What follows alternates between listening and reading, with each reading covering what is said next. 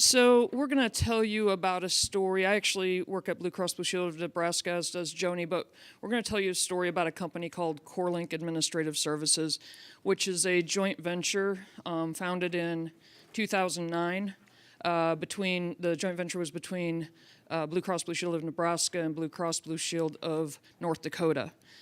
And the way it came to be was North Dakota had some technology for their core systems, pays claims, enrolls customers, services providers, that kind of back office function for a health insurer. They had the technology that had been re-architected relatively soon. Nebraska needed a new claim system. So the CEOs got together and thought it would be a good idea to potentially even serve other blue plans besides just Nebraska and North Dakota. So we carved out the technology and the people from North Dakota and plopped them in the new company, CoreLink, and Nebraska contributed capital to form that company. So that's how it came to be. And then there were some rocky waters in the middle of the journey. The CEO at North Dakota left. He was one of the original brain children, or the idea was born of him and the Nebraska CEO. So it lost its continuity over time. They brought in another CEO that was not a fan of the idea.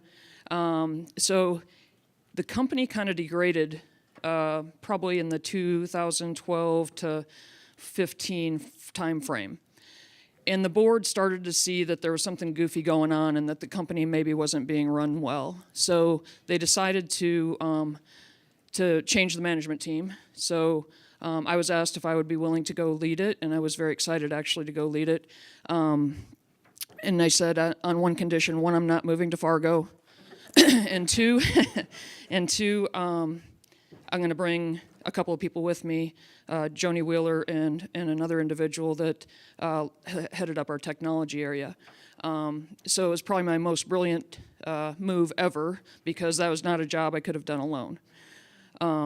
So we're going to tell you about our story of how it was to enter that company after kind of a couple of years of degradation of leadership. So this is us today. I'm the EVP of Operations back at Nebraska now, handed off the baton to Joni, who is the CEO of CoreLink, continuing to be the CEO of CoreLink. Lisa, when you had your elephant trying to get up, I thought about, you see, Joni's getting a new puppy. We have a Great Dane, and it totally reminded me of him trying to get up. I'm a Great Dane. Perfect. That's awesome. We're going to talk a little bit about how it was when we walked in the doors, and then what we did and where we are now. So the first 6 months was a lot of assessing and listening. So we had to assess the leadership team. It was in bad shape. It was in really bad shape. In fact, there were a couple of very toxic leaders that were causing a huge amount of trouble. They were very divisive, pitting people against each other. They were subversive, stirring the pot all the time. And they were relatively easy to identify, and we removed them pretty quickly, and it was amazing you kind of know it's going to make a difference, but it was amazing what a difference it made. So we also talked to our customers. We had some customer forums and asked them, what's our brand? What do you guys think about us? How do we deliver? I thought it might be okay, because when I asked a couple of the team members at CoreLink, they said, oh, our customers love us. I said, well, okay. How do you know that? Have you asked them? Well, no, but we know their business better than they do, so what's not to love, Okay, adorable. So the customers had a little bit different spin on that. We take a really long time to deliver. We typically don't get what we ask for. And we never hear a word after we send in the request until the thing shows up. And there's no collaboration, partnership, and when we call, nobody answers the phone. So what are you doing here anyway? Yeah, can you help us? So we went back and we gave that feedback to the team, and it was interesting. It was pretty eye-opening for them. And we had a couple workshops, and one of the workshops I remember in particular, we made it fun. We tried to meet them where they were, because again, we were rock stars. And so we got those big, fun sunglasses and the ones with the nose and the mustache and everything. And we asked them to wear them during the workshop to look through the lens of a customer. They got to pick their own, sunglasses. And we asked them to wear them, and we took them on a journey map of going to a McDonald's with their small children. And what was that experience, and what kinds of things made them come back, and what kinds of things made them never return again and go to a different one, or leave with their kids because their kids were super unhappy.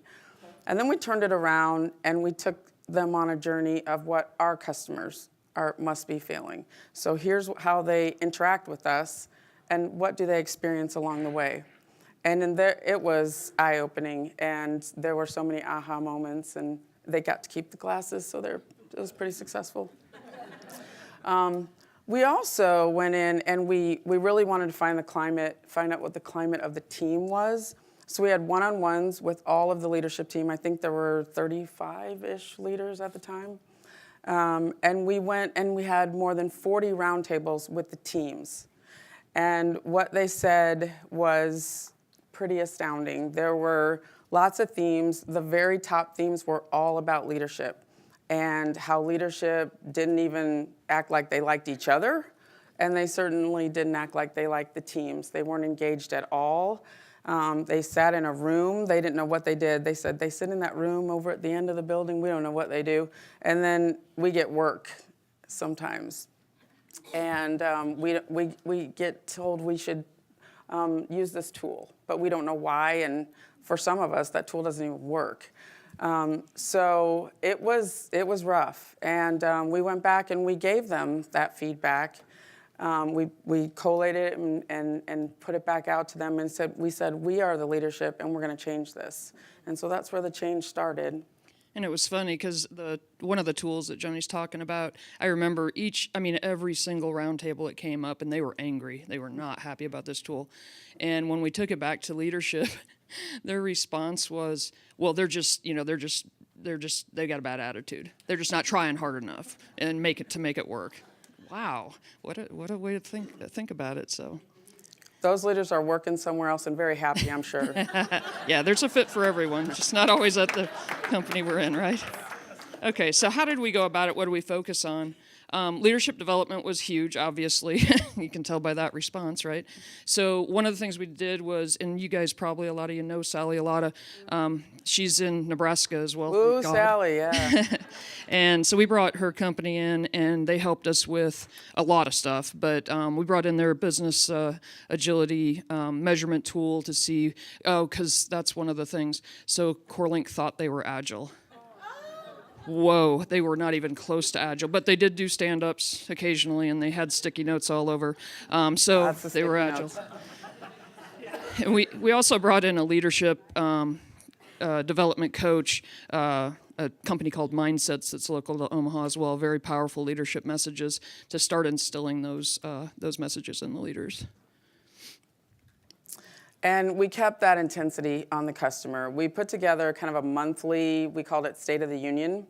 And this was really to share with them the health of their portfolio. We're here because it's about their business. So we started becoming much more transparent. We set up collaboration sessions with them often to talk about what are your strategies? What are your biggest problems and challenges? How can we partner with you to help overcome those things?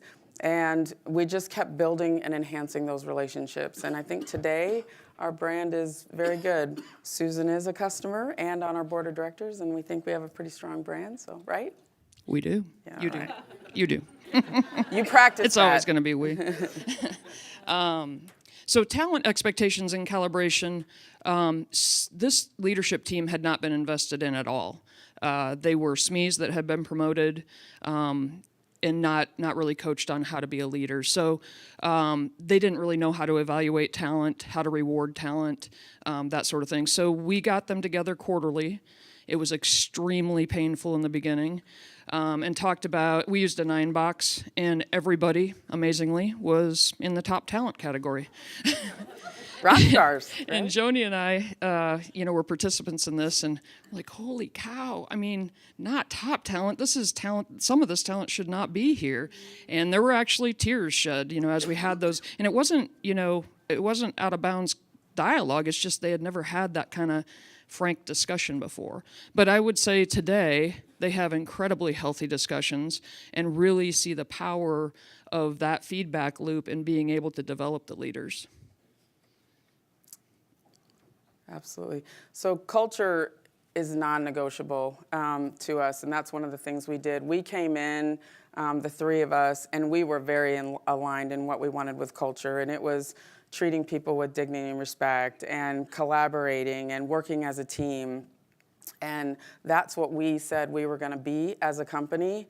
And if people wanted to take that journey, we absolutely wanted them on that journey. And if they didn't want to take that journey, there was another journey for them. And we would absolutely help them with that, not in a mean way, but partner with them to do that. And they could choose that on their own as well. So, but we really stood fast to that. And as you'll see in, I think, some of the subsequent parts of our story, that is the number one non-negotiable act that we put in place. Yeah, and I think a lot of folks thought initially, this too shall pass, and, Yep. I can just wait it out. So it did take a little while for them to truly believe that, no, we actually mean what we say and we're going to carry through with it. But the power that it picked up, as people started to believe that was astounding. And I think today, people would kill for, if somebody tried to disturb that culture. So, Oh, yeah. well, maybe not kill. So along with building up the culture, transforming people and mindsets, we wanted to enhance the value that we delivered to our customer. So this is probably iteration 2700.2. Very long journey, but we looked at how do we do our strategic planning. How do we make it visible? So the team was right. There was a team of leaders that sat in a room at the opposite end of the company, and they made all the decisions of what projects got worked on, who did what. And one of the complaints of the team was, we never work on the same project twice. We always get something different. We really want to grow our knowledge, and we want to be more valuable to the customer. So the first thing we did was just create that visibility. And in our planning, we also brought in our high performers to help us, because they would go back out to the floor and create a ripple of the what's possible, which was very cool. So that enterprise board that's where all of our customer work comes in. That's where our strategic planning goes. And we go, and where we used to take months to pass out work, remember the customer said, there's this black hole. We give it to you. We don't know what happens. And then it shows up, thousands of hours later, like cost-wise, and many months, right? So we put the visibility out there. We break the large projects into chunks. We've been able to turn around very small projects from 72 days to 4. So it's, we've done some impressive things there. That work then goes into a program pillar where each functional area has their own program, and they manage all of the work. And the teams get to, be a part of that, and with the triangle leadership teams, and they help determine what work they're going to do. As a team, they get to choose it, and then they have their own boards. So lots of visibility. Anybody can go in any room and see what's going on, and they're very, very proud. And they have the stand-ups right out in the open where the boards are. So it's a pretty positive culture. So just to wrap up, we'll kind of go through some of the key lessons that we learned on this journey, and the journey continues. In fact, an interesting part of this is about a year ago, the partners that founded the company decided to part ways. So this company is actually on a shutdown path now. In about 3 years, it's going to get shut down. I think that an interesting part of that is, and Joni will be able to tell some stories as we go through this, of how powerful the culture has been to retain talent in that kind of situation. So first thing I guess we would tell you is build critical mass around people that think alike. Believe in Agile, believe in non-negotiable culture. For me, that was Aaron and Joni to start out with, and then we found others and built that critical mass. Identify and remove toxic people quickly, especially if they're leaders. If they're leaders, that toxicity has so much more effect than even the individual contributors. Value culture fit as much as functional skills. This is an area where we really, really, really valued SME. We really valued technical knowledge or functional knowledge. And we really saw very little value in interpersonal skills, collaboration, basically just, kind of being a nice human being. And if you were strong enough technically, we would put up with just about anything. And promote you. And promote, yeah, exactly. So that was something and it took a lot of time and a lot of dialogue to get people to understand it's actually more of a 50-50. You have to value both. You can't swing the pendulum to the place where you don't value the functional skills or the technical skills either, because then you've got incompetence. But you do need to kind of have an even balance. So I have not had a lot of good experiences with HR and Agile. I know there are HRs that do Agile well, and so you guys that have that, thank your lucky stars. But I would say you got to do it with or without them. If they're there, great. If they're not, try to bring them along as much as you can, but don't halt the journey. The right people in the right roles. We had a lot of very nice people in the wrong roles, and we were struggling to move them into the right roles because we really liked them a lot. So trying to get that more objective look at, is this really a good role for you or not? And it turns out, the people are a lot happier when they're in the right role anyways. But it's a difficult, we're Midwesterners and we're pretty nice. So clarify and co-create roadmaps. This is really important for buy-in and also for getting the strongest solution, as you guys know. So this was something new, though, because of that separation between management and individual contributors. This was a journey for us as well. And then culture. If you say it, you have to mean it. And I really think that this too shall pass thing, you have everything, every promotion, every bonus, every hire, everything that indicates who you are, make sure it's following what you're saying. So our mission is we are one team with a single mission to make a difference every day in the lives of our customers and one another, each one, everyone. And we live that mission every day. And because of that, and the closing announcement a year ago, we have people probably 3 to 5 a month. I just heard of another one, the day before yesterday, that are choosing to stay with CoreLink, even though we are closing in a couple of years, versus take another job with a higher salary and more stability. And we have people clamoring to get into the company, even though we're still hiring, the journey. Believe it or not. And we have people say, I would rather work another year at CoreLink than go somewhere else because it's such a good culture. So pretty powerful stuff. That's us.